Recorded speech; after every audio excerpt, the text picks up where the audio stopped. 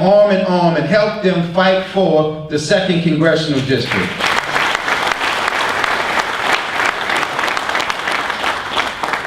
The last two people I want to thank have represented the entire state of Louisiana. Former Representative John Breaux, who's supporting us and who's contributed to us, and our U.S. Senator Mary Landrieu, who has contributed to us. So I want to make sure that I thank our U.S. Senators. Now, if you all would just bear with me for a moment, and this is a part I kind of penciled in on my own, but for those of you who really know me, know that I'm a big sports fanatic, and I'm a baseball coach, and I'm a self-proclaimed baseball superstar. That part wasn't a joke, I really am a superstar. But one of my favorite movies is 8 Men Out, which tells the story of the 1919 World Series when the Chicago White Sox lost to the Cincinnati Reds. And 8 White Sox players, including the famous Shoeless Joe Jackson, were accused of taking bribes to throw the series. As he left the courthouse, Shoeless Joe Jackson was walking, and a young kid came up to Shoeless Joe Jackson and he said, "Say it ain't so. Say it ain't so, Joe. Say it ain't so." So in 2 years that he's been in Washington, Joe Gile has consistently voted against the interests of our district. And so, please say you didn't vote for Wall Street and against Canal Street. Say it ain't so. Please say you didn't vote against the health care bill. Say it ain't so.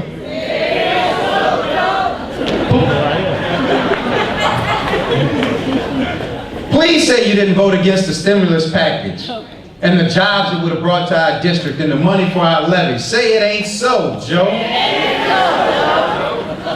And Joe, please say you didn't vote against equal pay for women. Say it ain't so, Joe. So we have to ask ourselves, who does Joe Gile really work for? The answer is he works for big business. He works for the Wall Street executives that are wrecking our economy. And he works for Sarah Palin and the Republican obstructionists who are determined to fight against President Obama on every issue. They want this country to grind to a halt. We have to stop the madness. We have to stop Gile now.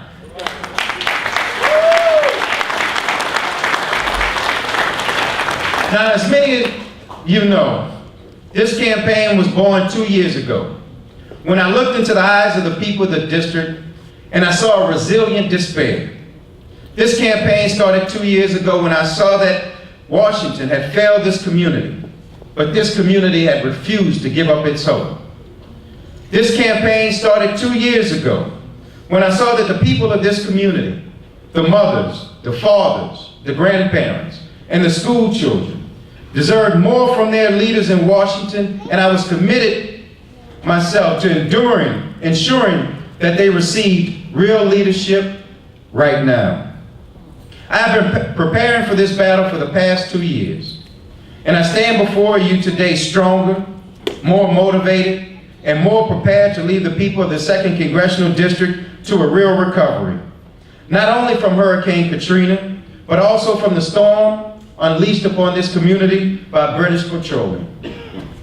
Today, right now, we will begin a new day in this community. The time has come to unite this community and reject the politics of old. There's a bright future on the horizon if we can see beyond our differences and reject those who attempt to use those differences to tear us apart. This campaign is not about Orleans or Jefferson, East Bank or West Bank, rich or poor, or black or white. Over the past 2 years, I've had the unique opportunity to travel the length and breadth of this congressional district. I have talked to its leaders, and more importantly, listened to its residents. I heard you, and I know what you want. From Gentilly to Central City, from Algiers to Broadmoor, from New Orleans East to Kenner, from Marrero to Uptown. I know that you want a country in which every person has the ability to obtain health care. As a voter in this district, I know that our current congressman has not heard your, or for that matter, my cries. I promise that I've heard you. And with your vote this November, you can show Joseph Gow the price of his failure to listen to the residents of the 2nd Congressional District.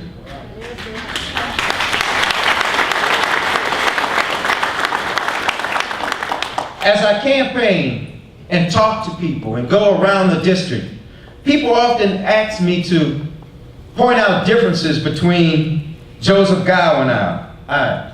And I want to tell you, I know it's been a long day and I don't want to keep you here and forever. So I'm just going to point out the differences on his first vote. His first vote was against the Lilly Ledbetter Act of 2009. This act quite simply provided equal pay for women. Now, to Joseph Gow and the others like him who don't believe that women are entitled to equal pay, I say, look at my mother and the other strong women who have made this country great. They are our mothers and our grandmothers, our wives and our daughters. Women don't pay less for milk. Women don't pay less for gas. As we say in New Orleans, women don't pay less to make groceries. And women don't get a discount on their mortgage. In fact, we should be doing everything that we can to ensure that we help mothers, working mothers, single mothers provide for their children, because they are the ones that's raising America's children. I'm not simply running for Congress, and this will not be your typical campaign. The time has come to climb. The time has come for all of us to persevere. I stand before you today to officially announce my candidacy. And again, we are in the position of the underdog. We are facing a well-financed Republican opponent, but I stand before you today more than ever ready to wage this campaign.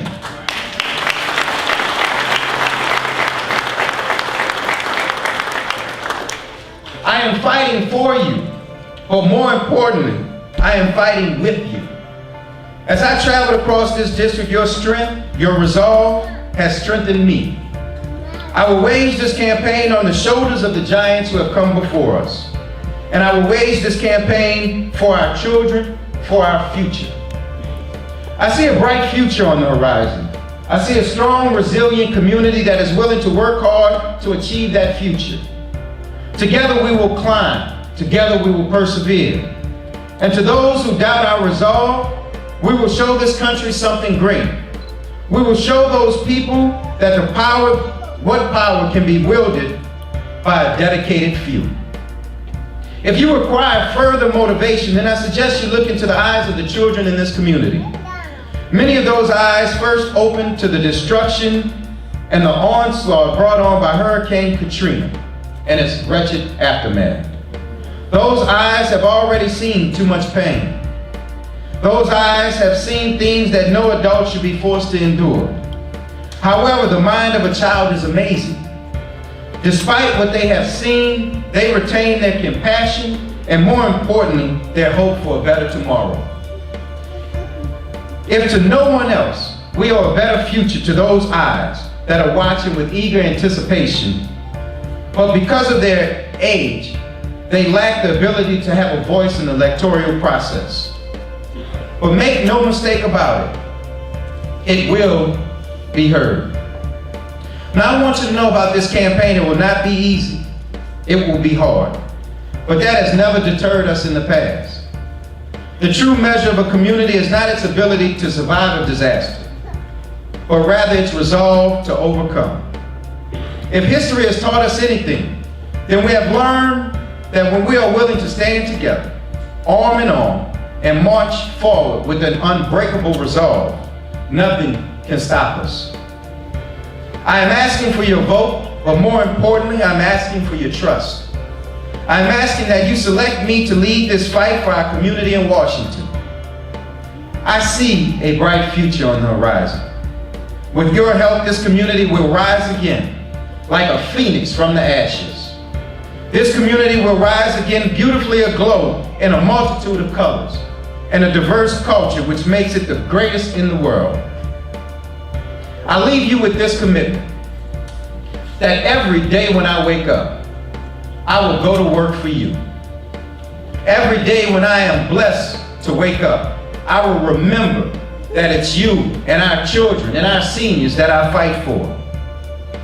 And I will tell you, like I said in 1999, when I was first elected, I will work hard to make you proud. God bless you, God bless this community, and God bless the United States of America, my home, sweet home.